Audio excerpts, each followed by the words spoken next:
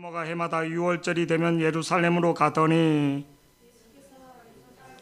네, 그들이 이 절기에 관례를 따라 올라갔다가 그 날들을 마치고 돌아갈 때 아이 예수를 예루살렘에 머무셨더라. 그 부모는 이를 알지 못하고 동행 중에 있는 줄로 생각하고 하룻길을 간 후 친족과 아는 자 중에서 찾되 만나지 못하며 찾으며 예루살렘으로 돌아갔더니 사흘 후에 성전에서 만난즉 그가 선생들 중에 앉으사 그들에게 듣기도 하시며 묻기도 하시니 듣는 자가 다 그 지혜와 대답을 놀랍게 여기더라. 그의 부모가 보고 놀라며 그의 어머니는 이르되 아이야 어찌하여 우리에게 이렇게 하였느냐 보라 내 아버지와 내가 근심하여 너를 찾았노라. 예수께서 이르시되 어찌하여 나를 찾으셨나이까? 내가 내 아버지 집에 앉아야 될 줄 내가 내 아버지 집에 있어야 될 줄 알지 못하셨나이까 하시니 그 부모가 그가 하신 말씀을 깨닫지 못하더라. 다 같이요. 51절요. 예수께서 함께 함께 내려가사 나사렛에 이르러 순종하여 받드시더라. 그 어머니는 이 모든 말을 마음에 두니라. 네, 누구를 찾으십니까? 우리 다 같이 한번 보시겠습니다. 시작. 누구를 찾으십니까? 누가복음 2장 41절에서 51절 말씀, 이제 우리가 복음서 마태복음, 마가복음, 누가복음, 요한복음 이 4복음서 기자들은 예수님의 30세 출생할 때 모습하고 예수님의 공생의 30세에서 33세 죽을 때 십자가에서 운명하시고 부활한 장면까지만 기록하고 있는데 유일하게 누가복음의 이 누가는 예수님의 12살 된 그 유년 시절을 기록하고 있습니다. 그래서 우리가 복음서를 이렇게 볼 때 마태복음은 왕으로 오신 시간 순서는 왕의 사건 중심으로 왕으로 오신 예수님을 나타내고 마가복음은 종으로 오신 그리스도를 나타내고 요한복음 하나님의 아들이신 그리스도를 나타내는데 누가복음은 사람의 아들 인자의 모습을 나타냅니다. 그래서 예수님의 인간적인 모습 이런 것들을 나타내지만 그 인간적인 모습만이 아니라 그 인간의 육신의 몸을 갖고 왔던 예수님을 통해서 진짜 예수님이 어떤 분인지를 보여주는 장면이, 근데 오늘 이 본문은 사복음서에서 유일하게 누가에게, 그리고 예수님의 공생애 중에 공생이 아니라 예수님의 출생에부터 그 부활해서 승천할 때까지 유일하게 예수님의 소년 시절을, 어린 시절을 기록하고 있습니다. 근데 왜 성경은 이 사건을 기록하고 누가는 이 사건을 중심적으로 이렇게 말씀을 전하는가? 우리에게 던져주는 큰 메시지가 있기 때문에. 예수님이 이제 절기를 쫓아 6월절에 이제 어머니와 아버지와 함께 6월절을 예루살렘에 지키러 갑니다. 지키러 가서 이제 6월절이 끝나고 멀리서 온 사람들은 일주일 동안 지키는 게 아니라 하루 이틀 정도 6월절을 지키고 그때는 대부분 사람들이 도보로 왔다 갔다 했기 때문에 집이 나사렛 갈릴리, 그러니까 며칠 또 걸어서 가야지 되니까, 그래서 이제 6월절을 지키고 가는데 그 어머니 아버지는 갔는데 예수님은 가지 않고 예루살렘에 머물러 있는 장면을 보게 됩니다. 그래서 하루길 정도 갔은 다음에 보니까 예수님이 없어서 그 마리아와 요셉이 예수님을 찾으러 가는 장면, 그냥 단순한 그건 애 잃어버린 것을 찾는 내용, 이런 내용이 전개되어 있습니다. 단순하게 자식을 잃었다가 찾았다, 이런 내용으로 전개하는 게 아니라 이 속에서 우리에게 던져주는 메시지가 뭔가, 또 가장 중요하게 예수님의 유년 시절의 사실을 우리에게 말해주는 게 뭔가, 이게 참 이제 우리에게 깊은 영적인 의미가 있기 때문에, 여러분, 예수님 당시에 예수님의 화로 귀가 열리지 않은 사람은 예수님의 말씀을 듣지 못합니다. 가장 축복이 뭐냐면 아모스서 8장에 하나님이 여호와의 말씀을 전한다 하면서 뭐라 하냐면 기근을 보낸답니다. 근데 먹을 양식이 없어 가남이 아니라, 기근이 오는 게 아니라 먹을 물이 없어 하나님의 말씀을, 저러봤어요. 말씀은 듣는데 이 말씀이 내 말씀으로 와야지 됩니다. 이게 가장 큰 축복입니다. 내가 성경을 보든지 내가 설교를 듣든지 이 말씀이 내 심령에 와야지 됩니다. 아니면 목사님 설교가 들리지 않는다, 그러면 내가 성경을 봐서라도 이 말씀이 내 심령에 와야지 됩니다. 내 심령이 와야지 돼. 내 심령에 4가지 밭 중에 길가밭이 있고 돌짝밭이 있고 가지밭이 옥토밭에 떨어질 때 내가 설교가 들리지 않는다. 이면 내다도 말씀을 봐서 큐티를 해서 내 심령을 말씀을 먹어야지만 살 수 있습니다. 우리는 영의 존재이기 때문에 하나님의 말씀으로 살아가는 겁니다. 육신으로 살아가는 게 아니라 담임 목사님의 말씀이 정 들리지 않으면 말씀으로라도 먹어야지 되는 거예요. 엄마가 음식이 맛이 없어서 내다로 내가 먹어야지만 살 수 있는 겁니다. 저의 설교가 100%다 들릴 수 있는 건 아니니까 그러면 큐티를 하든지 아니면 내가 성경을 말씀을 먹으시길 바랍니다. 그래야지 살 수 있습니다. 살 수 있는 겁니다. 살 수 있는 겁니다.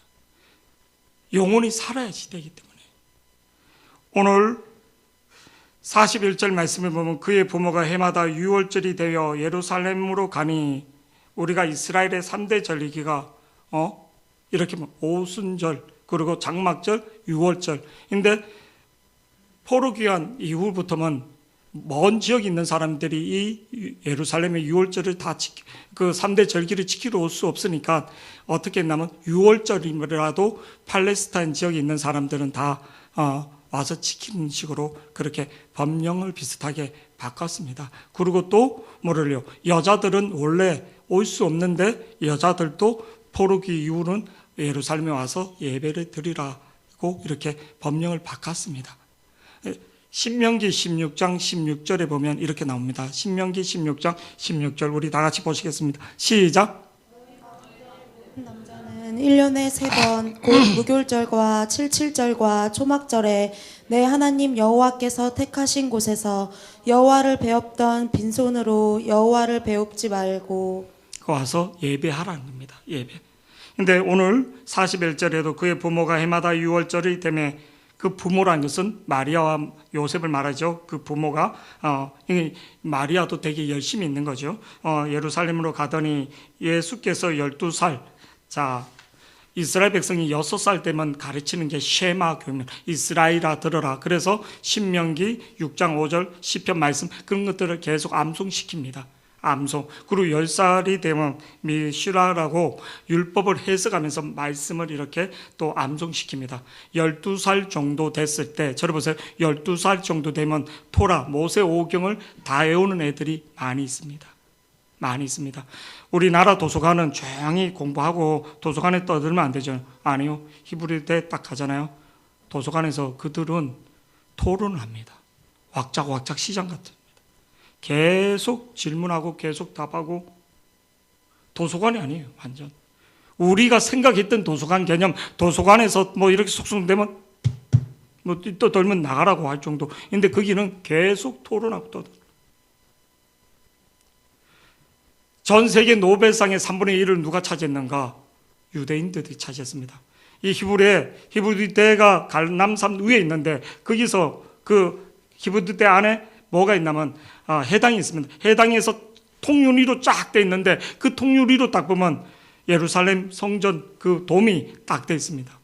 근데 히브리대 딱 들어가기 전에 앞에 막 이 현수막 같이 이렇게 프랭카드로 빡빡한 거로 쫙 깔려 있는데 거기 누가 있는 노벨상 받았던 사람들이 프로이드나 뭐 우리가 잘 알고 있는 뭐 그 안슈타인 이런 사람들 사진이 쫙 걸려 있습니다. 히브리대 교수가 우리나라 와서 강의를 한 적이 있습니다. 강의를 쫙 이렇게 하는데 뭐를요? 사람들이 질문한 거예요. 유대인들이 그렇게 숫자로 많지 않고 그렇게 뭐 작은 나라인데 어떻게 전 세계 노벨상의 3분의 1을 물리학이나 뭐 이런 것들을 그렇게 많이 차지할 수 있었습니까?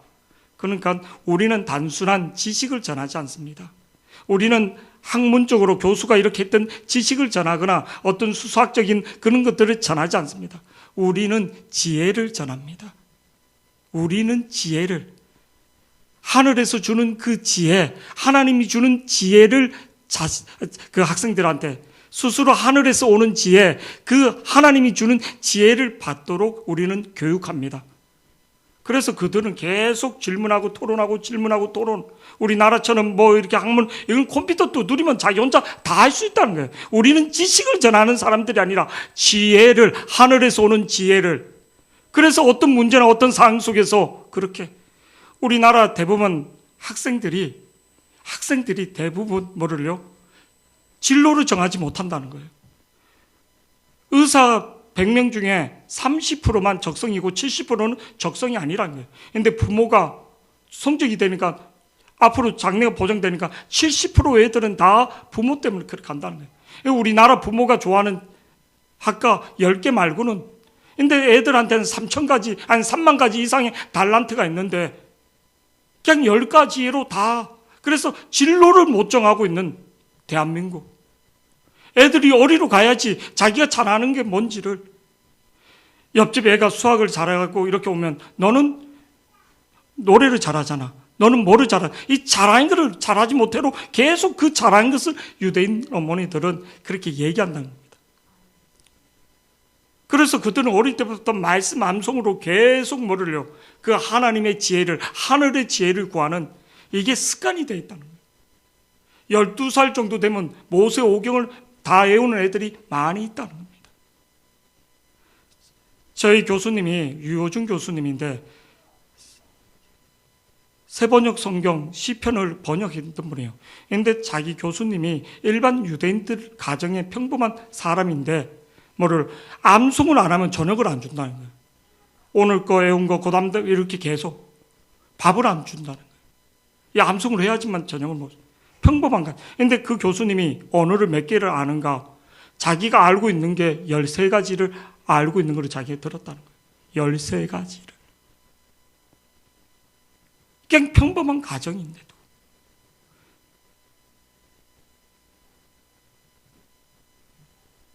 왜 유대인들이 숫자로 작고 작은 나라인데 세계 경제와 문학과 과학을 이끌어갈 수 있는가? 그들의 학습법 때문에. 그래서 우리나라에서도 쉐마 교육 근데 결국 우리나라는 또 안기 위주인 거죠. 안기 위주. 하늘에서 오는 지혜, 하나님 주는 지혜를 구하는 학습이 아니라, 오늘 예수님도 12살이 되었을 때 그들이 그 저희 길의 갈래를 따라 올라갔다는 겁니다. 자, 12살 정도, 13살이 되면 성인식을 합니다. 성인식 하기 전에 43절 그들이 마치고 돌아갈 때 아이 예수는 예루살렘에 머물렀더라. 예루살렘에 머물렀다는 거예요. 그 부모는 이를 알지 못하더라. 자, 그 당시에 6월절을 지키러 갈 때 어떻게 가는가? 이게 우리의 이해가 되지 않는데 지금 사회로 그 당시에 마을 공동체로 이렇게 같이 이동을 합니다. 여행을. 남자들은 남자들끼리, 여자들은 여자들과 아이들과 같이 이렇게 이동을 하게 됩니다. 근데 12살 정도 된 애는 아버지와 남자와 같이 갈 수도 있고 또 어머니와도 같이 갈 수 있는 나이이기 때문에 마리아와 요셉은 이렇게 생각했던 것 같습니다. 마리아는 아버지와 같이 갔구나. 그리고 마리아는 또 요셉과 같이 갔겠구나 생각하고 갔다가 저녁에 가족이나 친척들을 찾아봤더니 캠핑 장소나 어느 장소에서 만나기로 했고, 근데 봤더니 자기 아들이 없는 거예요. 그때서야 말씀을 보니까 동행하는 줄 알았는데 44절 말씀 다 같이 보시겠습니다. 시작. 자 중에서 찾되. 45절 말씀, 만나지 못하여 찾으면서 예루살렘으로 돌아갔더니. 오늘 말씀 중에서 가장 중요한 게 동행하였지만, 동행 중에 있는 줄 생각하였지만 찾지 못했다. 서로 착각했다는 겁니다. 근데 오늘 이 본문에서 먼저 우리에게 던져주는 메시지가 뭐냐면, 6월절을 지키고 6월절을 다 하고 동행하는 줄 알았지만 예수님이 없는 거예요. 절기는 다 지켰는데 먼저 우리가 6월절의 주인이 누군가를 알아야지 된다. 왜 예수님이 십자가 지기 전에 6월절에 죽으셔야 될 예수님이 12살에 6월절에 왜 갔는가? 6월절의 주인이 누구냐 하는 것을 말해주는 거예요. 6월절. 오늘 그 부모와 해마다 6월절이 되면 6월절의 주인이 누구냐? 어린 양 예수 그리스도를 말해주고 있다는 겁니다. 어린 양 예수.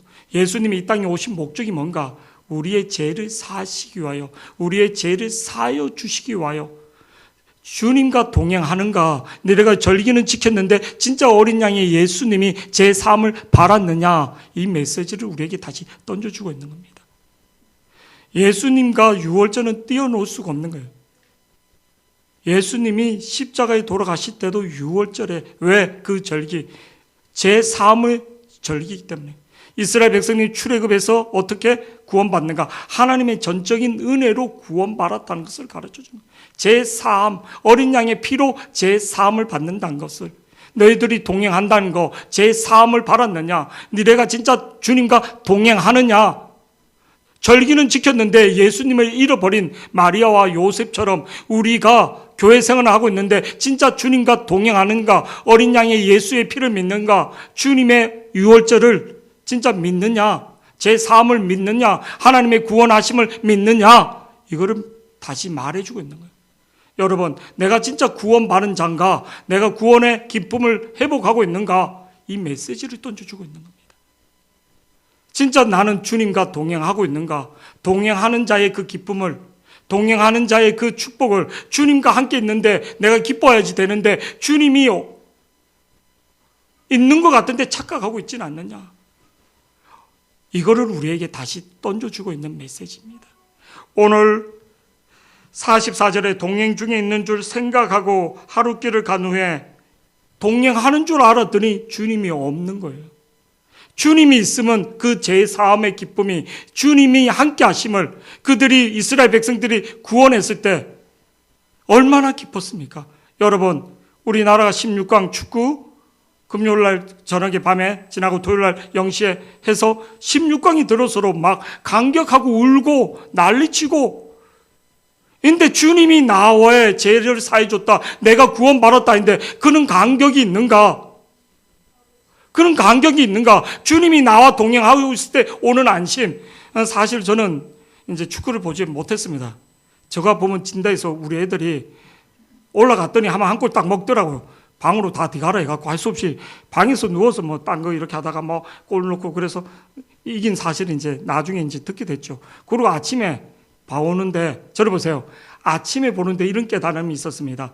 승리한 거 알잖아요. 골문 앞에서 막 우리나라가 막 골문에 조마조마하지 않았습니다. 왜? 우리나라가 이겼다는 것을 아니까. 2대1로 이겼다는 걸 아니까. 우리나라 1대1에서 막 뭐 이렇게 경기를 다시 보는데 막 우리나라 골 앞에서 막 아유, 몇 번 위기가 왔더라고요.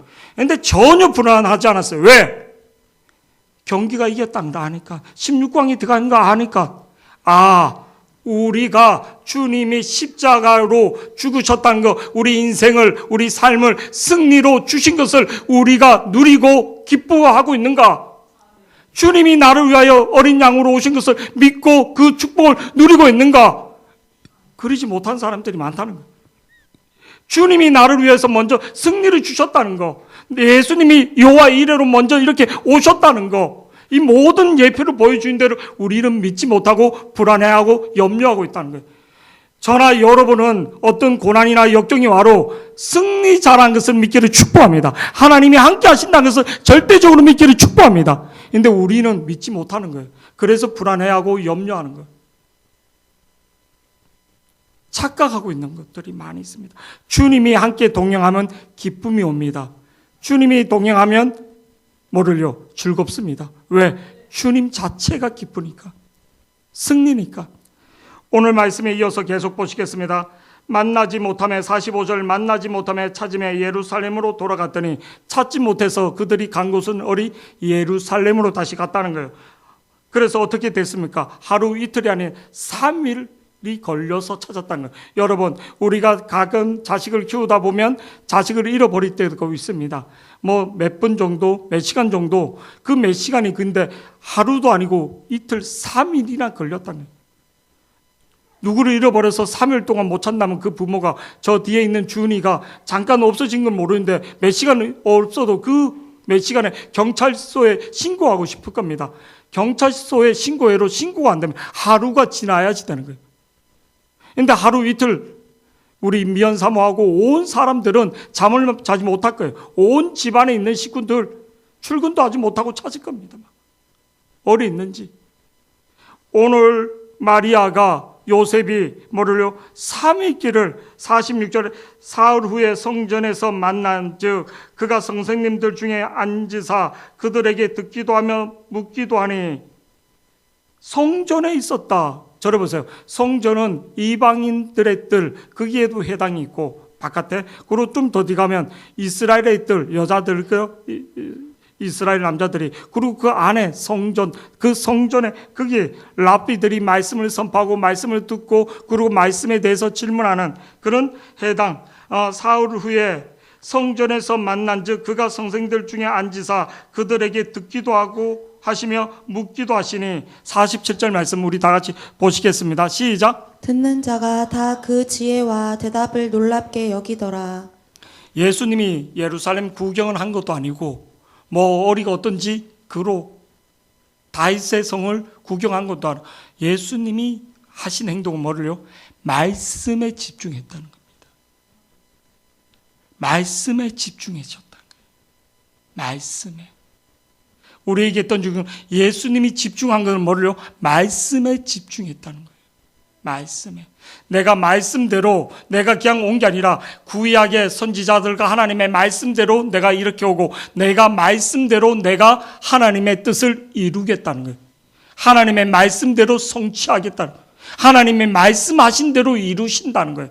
내 감정과 내 기분에 관계없이 내 어떤 그 기적과 이적과에 관계없이 하나님의 말씀대로 이루어지신다는 거예요. 그래서 예수님이 오늘 그 예수님의 공생애 중에 아니 그 성장 과정 중에 가장 한 군데 절기 예배를 지키면서 그 절기 가운데 절기의 핵심이 뭡니까? 유월절 어린 양의 피로 구원받는다는 거 너희들이 어린 양의 보혈의 피로 제사함을 받는다는 거 그리고 그 말씀대로 이루신다는 것을 예표로 보여주고 있는 장면입니다.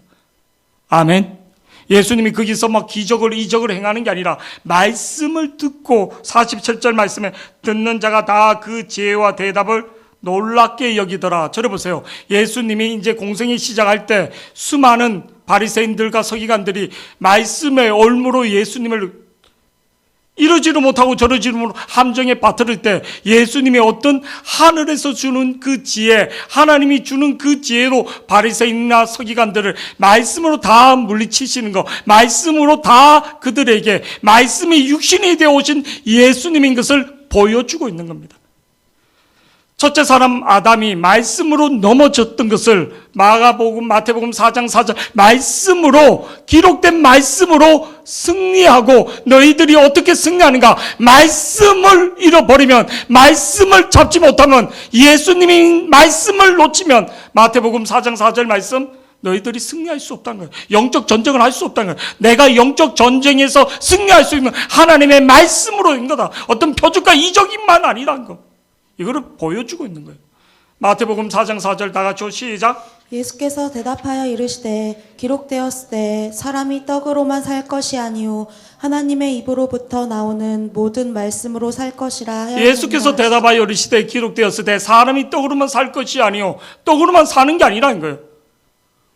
하나님 입으로부터 나오는 모든 말씀을 그래서 예수님이 유월절 지키면서 그 성전에 더 머물면서 하나님의 말씀을 더 집중했다는 거예요. 그러면서 그 말씀을 들은 것을 또 풀어 해석하니까 거기 있는 납비들이 다 놀라더라. 왜? 인간의 말씀이 아니라 하늘에서 주는 말씀, 하늘에서 주는 지혜를 전하니까. 우리가 세상을 살아가는데 인간적인 지혜와 인간적인 방법도 다 필요합니다. 그러나 내 인생에서 하늘에서 주는 하나님의 영이신 말씀, 하나님의 주시는 말씀, 하나님이 영으로 주는 그 하늘의 지혜, 잠언서가 뭡니까? 잠언서가 그냥 단순히 우리가 경험 삼아 알았던 지혜가 아니라 잠언서의 핵심은 예수 그리스도를 나타내수 지혜의 근본이신 예수님이 잠언이신 어떻게 사람의 생명을 살리고 영생을 줄 수 있는가? 인간의 지혜가 아니요. 예수님만이 영생을 줄 수 있기 때문에 잠언서에 그냥 인간의 지혜로 읽어서 풀리지 않습니다. 예수 그리스도를 넣어야지만 잠언서가 될 수 있는 거예요. 하늘에서 주는 영, 하늘에서 주는 지혜, 하나님의 영의 말씀이 임해야지만 되는 거예요. 아멘.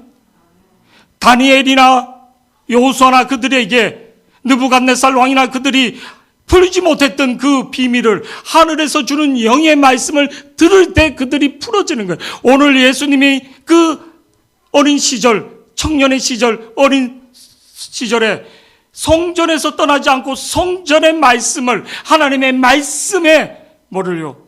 집중했다는 겁니다.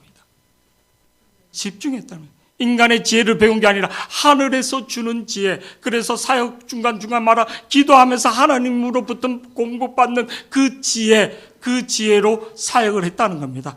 오늘 47절에 듣는 자가 다 그 지혜와 대답에 놀랍게 여기고 우리에게 좋은 예표로 너희들이 어떻게 이 세상에 승리할 수 있는가, 하늘에서 주는 지혜, 하나님이 주시는 말씀으로 살 수 있다는 것을 다시 말해주고 있습니다. 48절 말씀 계속 보시겠습니다. 시작. 그의 부모가 보고 놀라며 그의 어머니는 이르되 아이야 어찌하여 우리에게 이렇게 하였느냐 보라 내 아버지와 내가 근심하여 너를 찾았노라. 48절 그 부모가 보고 놀라며 그 어머니는 이르되 아이야 어찌하여 우리에게 이렇게 하였느냐 보라 내 아버지와 내가 근심하여 너를 찾았느니라.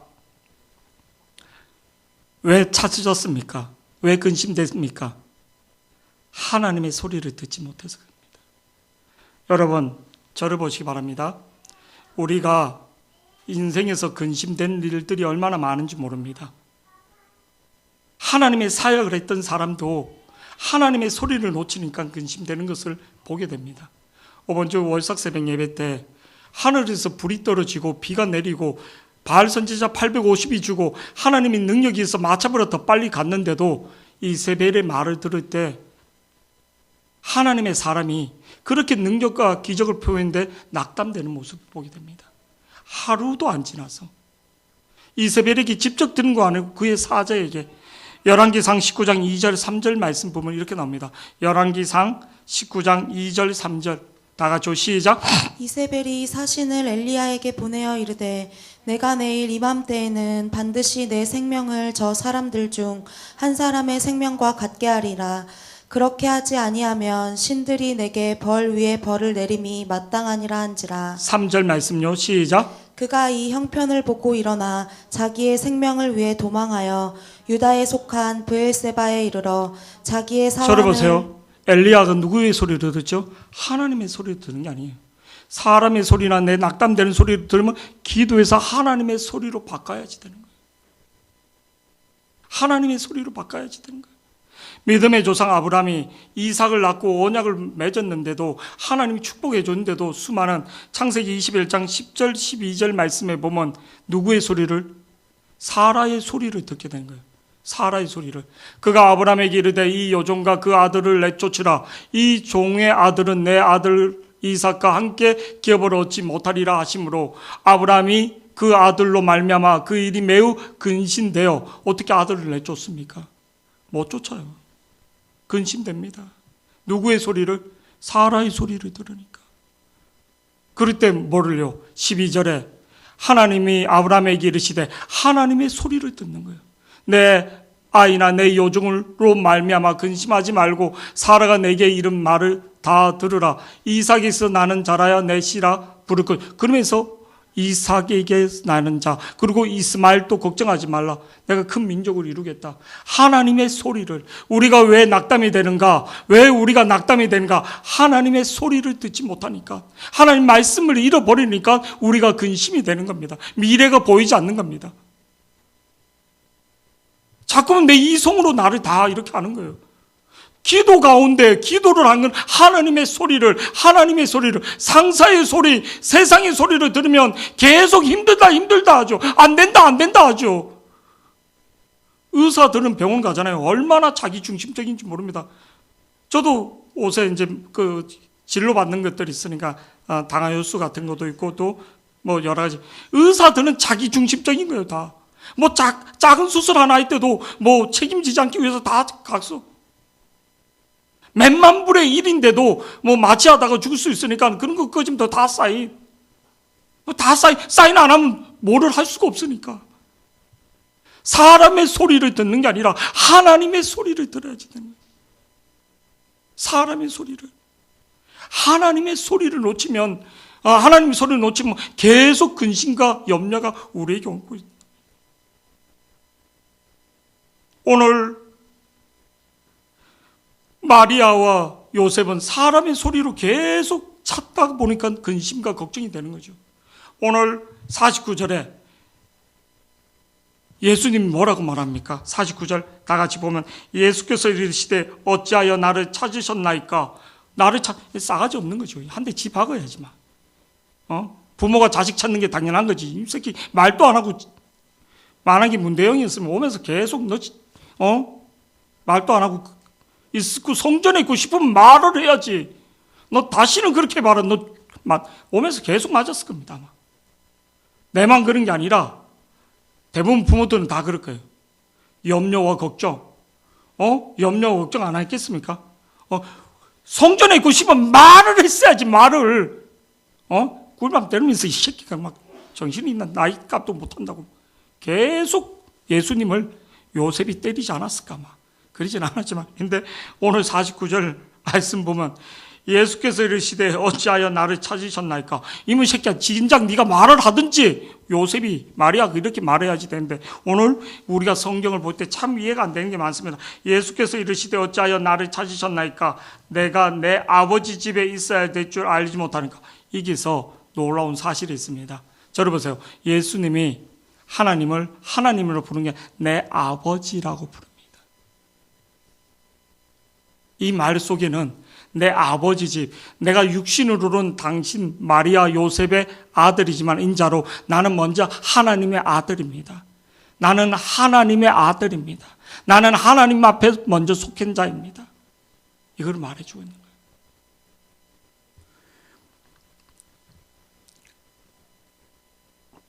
우리가 자녀 때문에 고민을 합니다. 자녀가 하나님의 기업이라. 근데 자녀를 진짜 맡기는가? 못 맡깁니다. 유대인들은 애가 어느 정도 이렇게 한 4-5살 정도 이렇게 되고 이성적으로 조금 생각할 줄 되면 자기보다 키가 높은 데서 뛰어내리랍니다. 아빠가 말해줄게. 그러면 피합니다. 애가 무릎이 깨지거나 그러면 나는 너의 참 아빠가 아니란다. 하나님을 전적으로 믿어야지 된다. 아빠는 너를 도와줄 수 없을 때가 있다. 네가 믿을 수 있는 것은 참 하나님. 이거를 몇 번 이렇게 하면서 애가 다음부터 뛰어내릴 때 진짜 그러고 또 피한답니다. 아빠는 도와줄 수도 없는 사람이구나. 진짜 참 하나님을, 참 아버지를, 하나님을 믿어야지 되구나. 그렇게 교육시킨답니다. 우리가 록펠러의 어머니 10계명 보잖아요. 한번 띄워주실래요? 첫 대목이 하나님을 친아버지 이상으로 섬겨라 이겁니다. 하나님을 친아버지 이상으로 섬겨라. 하나님을 친아버지 이상으로 섬기라. 유대인들이 그 어머니가 우리는 아빠가 다 해줄게, 아빠가 다. 아니, 하나님을 친아버지 이상으로 섬기라는 거예요. 친아버지 이상으로. 하나님이 너의 참 하나님이다. 근데 우리는 내 자식은 내가 맡기지 못하는 거예요. 하나님은 자녀는 하나님의 유업이라 기업이라 하는데 아니, 못 맡기고 있습니다. 못 맡기고 있는 거예요. 사실. 맡길 때 하나님의 통치와 하나님의 역사가 나타나는데 못 맡기고 있는 거예요. 진짜 하나님 못 맡긴 거예요. 대표적인 게 우리나라의 부모들이 애가 장애나 이런 거 있으면요. 얼마나 불행해하고 얼마나 이런 것들이. 근데 유럽이나 그런 쪽에서는 그 애에 대해서 그렇게 불행해하지 않습니다. 하나님 주신 선물이구나. 선물이구나. 우리는 그게 뭐 저주를 받았어? 아니면 아니요. 의외로 그래서 기독교 가정이나 교수님들 가정의 애들이 좀 그런 것들이 참 많이 있습니다. 근데 그분들은 그 기독교 신앙으로 하나님이 축복이라고 고백하는 경우 제가 참 많이 봤습니다. 하나님이 친아버지 이상으로 섬겨다. 목사님을 하나님이 다음으로, 목사님이 인격이 대단해서, 목사님이 성품이 아주 좋아서. 아니요. 말씀을 전하는 자이기 때문에. 말씀을 전하기 때문에. 목사님의 인격이 성품이 아주 고귀하게 있어. 그게 아니라 하나님 말씀을 전하는 자이기 때문에 그래요. 우리 아버님이 대한민국에서 인격이 최고 좋아서 아니, 그냥 아버지이기 때문에 사랑하는 거예요. 아버지이기 때문에. 저는 우리 어머니가 최고인 줄 알았어요. 근데 결혼해서 옆에서 보니까 우리 어머니 성격도 좀 강한 게 있구나. 자기 중심적인 게 있구나. 그게 보게 된 거예요. 그때는 잘할 때는 잘 몰랐지만. 근데 나중에 보니까 그게 보편적으로 봤을 때 뭐 나쁜 사람은 아니지만 그게 아니다. 말씀을 전해주는 자이기 때문에. 목사님 인격이 대단해서가 아니라 유대인들이 그렇게 교육하는 이유가 뭔가? 첫 번째가 뭐를요? 말씀을 단단히 외우라. 그게 아니라 하나님의 존재에 대해서. 그러니까 예수님은 뭐를 자기 정체성이 분명했다는 거예요. 하나님 아들이라는 거. 나는 누군가? 나는 하나님의 아들. 나의 정체성은 뭔가? 나의 정체성은 뭔가? 내 아들의 정체성은 뭔가? 진짜 하나님이 얘를 책임진다. 하나님이 얘를 책임진다. 하나님이 얘를 인도한다. 공부를 잘하고 못하고 관계없이 하나님이 책임진다. 우린 못 믿어요. 계속 간섭하게 되는 거죠. 집착하게 되는 거죠. 49절 우리 본문 말씀 다시 한번 보시겠습니다. 예수께서 이르시되 어찌하여 나를 찾으셨나이까? 내가 내 아버지 집에 있어야 될 줄 알지 못하셨나이까? 내가 하나님 앞에 하나님의 일에 하나님의 마음에 먼저 속한 자입니다. 이걸 말해주고 있는 겁니다. 자, 50절 말씀 보면 요셉은 어떻게 되는가? 요셉 다 같이요. 시작. 그 부모가 그가 하신 말씀을 깨닫지 못하더라. 저를 보세요. 요셉은 깨닫지 못하더라. 요셉은 예수님이 지금 성전에서 그냥 효기로 아니면 그냥 성전이 좋아서 그게 아니라 이 메시지 중에 던져주는 메시지를 깨닫지 못하더라. 내가 누구에게 속았는지 모르고 있다는 거예요. 근데 51절 말씀 다 같이요. 51절 말씀 다 같이 보시겠습니다. 시작. 예수께서 함께 내려가사 나사렛에 이르러 순종하여 받드시더라. 그 어머니는 이 모든 말을 마음에 두니라. 마음에 두니라. 그 마음을. 그러나 순종하여 받드시더니 인간적으로도 목수의 아들로 열심히 섬기고 잘했다는 거죠. 그러나 순종하여 받드시더라. 그 어머니는 이 모든, 마리아는 이 모든 말을 마음에 뭐 했다고요? 두었더라. 여러분,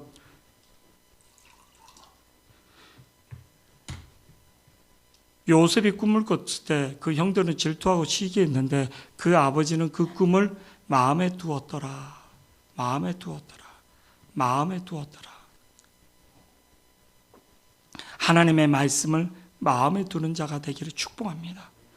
말씀으로 오신 예수님, 말씀으로 오신 예수님, 하나님 말씀으로 성취하여 오신 예수님.